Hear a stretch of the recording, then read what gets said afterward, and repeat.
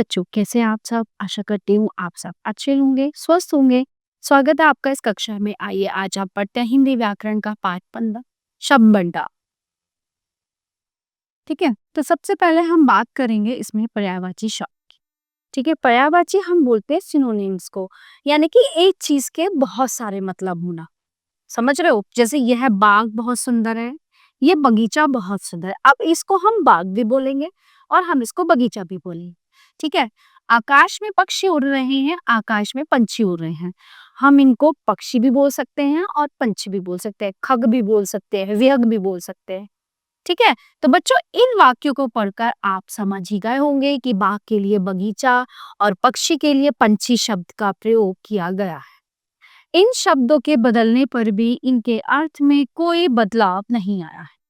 समान अर्थ रखने वाले ऐसे शब्दों को पर्यायवाची शब्द कहा जाता है। ठीक है, परिभाषा की हम बात करें तो जो शब्द समान अर्थ बताते हैं उन्हें पर्यायवाची या समानार्थी शब्द कहते हैं। नीचे कुछ पर्यायवाची शब्द दिए जा रहे हैं, इन्हें पढ़िए और समझिए। देखिए, संसार, दुनिया, जंग, जगत। सूर्य, सूरज, रवि, दिनकर। आकाश, आसमान, नभ, गगन। पृथ्वी, धरती, धरा, भू। हवा, पवन, वायु, समीर। दिन, दिवस, वार, पासर। घोड़ा, अश्व, तुरंग, गोटक। पुत्र, सुत, तनय, आत्मज। पुत्री, सुता, तनया, आत्मजा। जंगल, वन, कानन, अरण्य। रात, रात्रि, निशा, रजनी।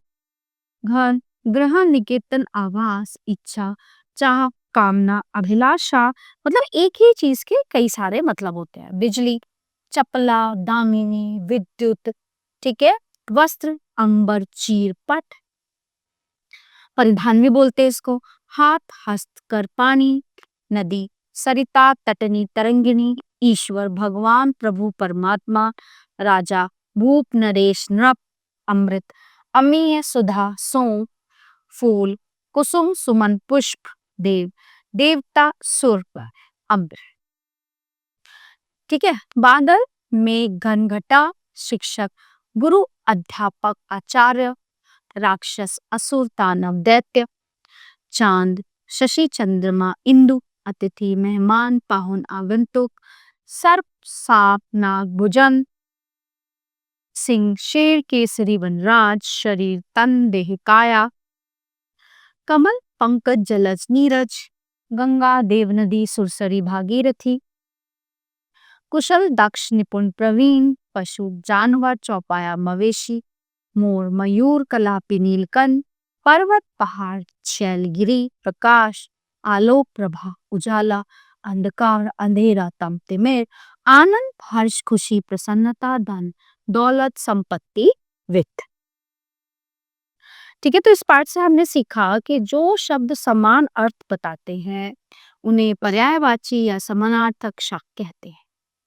फिर हम बात करते हैं, अगला टॉपिक है हमारा विलोम शब्द।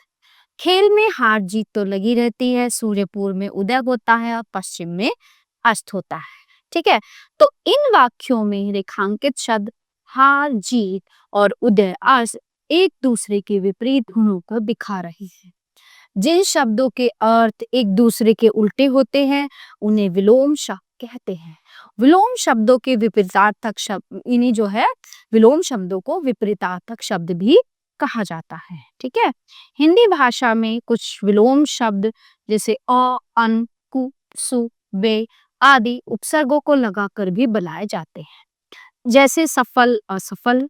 इच्छा, अनिच्छा। सुपुत्र, कुपुत्र। सहारा, बेसहारा। स्वच्छ, अस्वच्छ। उत्तीर्ण, अनुत्तीर्ण। दुर्गंध, सुगंध। सुबुद्धि, कुबुद्धि। ठीक है, नीचे कुछ विलोम शब्द दिए जा रहे हैं, मैं इनमें से कुछ पढ़ के आपको समझाती हूँ। ठीक है, बाकी आपको खुद पढ़ने। जैसे शुद्ध का अशुद्ध हो जाता है, हित का अहित हो जाता है। धर्म का अधर्म हो जाता है, स्वतंत्र का परतंत्र हो जाता है। मित्र का शत्रु। आयात निर्यात। आशा निराशा। अंधकार प्रकाश। रोगी निरोगी। क्रय विक्रय। अनुज अग्रज। इच्छा अनिच्छा। लाभ हानि। सदस नीरस। उपकार अपकार। ठीक है, प्रेम घृणा, योग्य अयोग्य, सुगंध दुर्गंध, आकाश पाताल, स्वामी सेवा, पक्ष विपक्ष, आरंभ अंत, स्वस्थ अस्वस्थ, एक अनेक, देव दानव, स्वार्थ परमार्थ, धूप छाया, हर्ष शोक, नूतन पुरातन, सौभाग्य दुर्भाग्य, उचित अनुचित, पाप पुण्य, जीवन मरण, रक्षक भक्षक, अपना पराया, चतुर्मूर्ख, गुण दोष अवगुण, लायक नालायक, नवीन प्राचीन, वीर कायर, शुभ अशुभ, भारी हिंसा अहिंसा, मान अपमान, राजा रंग। ठीक है। अब इसमें विशेष क्या है कि तत्सम के साथ तत्सम विलोम तथा तद्भव के साथ तद्भव विलोम शब्द का ही प्रयोग किया जाता है। जैसे प्रातः, साय, दिन रात, दिवस रात्रि, सुबह शाम, इस तरह से। ठीक है। अब अगला हमारा टॉपिक है अनेकार्थी शब्द। One word with many meaning, यानी कि एक शब्द बहुत सारे अर्थों के साथ। पेड़ पर आम मीठे पेड़ पर मीठे आम लगते हैं और रमेश एक आम आदमी। अब आप ये देखिए, ये एक शब्द है बट दोनों के जो है मतलब वो अलग अलग है ना, मीनिंग अलग अलग हो गए हैं। ठीक है। अब देखिए, कबीर पत्र लिख रहा है और पेड़ से पत्र गिर रहे हैं। शब्द एक ही है लेकिन दोनों के मतलब अलग अलग हैं। उपयुक्त वाक्यों में आम और पत्र शब्द का प्रयोग हुआ है। वाक्य पढ़कर आप समझ ही गए होंगे कि शब्द एक ही है लेकिन इन शब्दों का दोनों जगहों पर अर्थ अलग अलग है। जो शब्द एक से अधिक अर्थ वाले होते हैं अनेकार्थी शब्द कहलाते हैं। इसी प्रकार के कुछ अनेकार्थी शब्द नीचे दिए गए हैं। देखिए, काल समय मृत्यु, लाल रंग पुत्र, भाग हिस्सा भी होता है भाग्य, फल नतीजा खाने की वस्तु, कुल वंश योग, अंक गोद नाटक का भाग, पक्ष पंख और गुरु शिक्षक बड़ा, तीर बाण किनारा, पानी जल इज्जत, व्यंजन वर्णमाला के अक्षर पकवान, कल मशीन बीता हुआ और आने वाला कट, कर्ण कान कुंती का पुत्र, तात पिता मात मित्र, दल समूह पत्ता, हाथ पराजय आभूषण, अरुण सूर्य लाल, उत्तर दिशा जवाब, अंबर आकाश वस्त्र, तर हा टैक्स, पद पैर पदवी, मत नदी नहीं विचार, डाल पेड़ की शाखा डालना, हल उपाय जोतने का उपकरण, घट घड़ा कम होना, वर्ण अक्षर रंग, रस आनंद फल का रस, सूत सारथी धागा, कृषक किसान, खेतीहार हरवाहा। फिर आते हैं हमारे श्रुति संभिन्नार्थक शब्द यानी कि homophones, pair of similar words. बच्चों को शब्द एक दूसरे जैसे लगते हैं किंतु वास्तव में इनका उच्चारण तथा वर्तनी अलग अलग होते। ये समान से दिखाई या देने या सुनने पर भी अलग अर्थ रखते हैं। अन्य दूसरा, अन्न अनाज, हंस एक पक्षी और हंस हंसना एक क्रिया। तो इस प्रकार हम कह सकते हैं कि जो शब्द सुनने में एक जैसे लगते हैं और अर्थ की दृष्टि से अलग होते हैं उन्हें श्रुति संभिन्नार्थक शब्द कहा जाता है। ठीक है। अब नीचे कुछ श्रुति संभिन्नार्थक शब्द दिए गए हैं, ध्यानपूर्वक पढ़िए। देखिए, जरा बुढ़ापा, जरा थोड़ा, फन कला, फन सांप का फन, निधन मृत्यु, निधन गरीब, परिमाण मात्रा, परिणाम नतीजा, पवन हवा, पावन पवित्र, बहु बहुत, बहु वधु, सुधी याद, सुधी विद्वान, नीर पानी, नीर घोंसला, और तरफ और तथा, समान बराबर, सामान वस्तु, चिर पुराना, चीर वस्त्र, आदि आरंभ, आदि अभ्यस्त, दिन दिवस, दीन घड़ी, भवन मकान, भुवन संसार, नियत निश्चित, नियत इरादा, बाहर भीतर का विलोक, बाहर रौनक, अचार खाने वाला अचार और आचार चाल चलन, बाग बगीचा, बाग जंगली जानवर होता है, अमूल्य कीमत, मूल्य कीमत, मूल जड़, खाना भोजन, खाना अलमारी का भाग कहते हैं ना, इस खाने में ऊपर वाले खाने में, इस तरह से।